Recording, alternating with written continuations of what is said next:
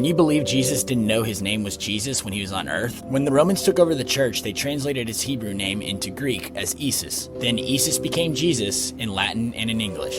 The sounds and vibrations that words create certainly carry meaning. So the implications of changing a word that is whispered through meditation and prayer into the collective ether every day causes the frequency to vibrate at a less unified state than it should have. I gotta ask, why would a church do so, especially when his real Hebrew name, Yeshua, means salvation? Yeshua. Another interesting item the church helped promote was the globe. Before the 1500s, almost all civilizations, religious doctrine, and scientific text had the earth as flat and stationary, as it is described in Psalms 93. The world is established that it cannot be moved, and in Psalm 104, who laid the foundations of earth, that it should not be removed forever? Or in Chronicles 16, the world shall be stable, that it should not be moved, and it's enclosed by God's firmament, described many times in Genesis. So why did the church sponsor astronomers like Copernicus and Galileo to promote their heliocentric model, then export it to the world through its missionaries and colonies? Suddenly, we were no longer at the center of God's creation and became mere accidents on a spinning rock in an infinite vacuum of chaos. And as for God, God was relegated to being somewhere out there in the void of space. Well, it may seem like a harmless update to change the name of the Messiah or surface of Earth, but it has deeper subconscious implications.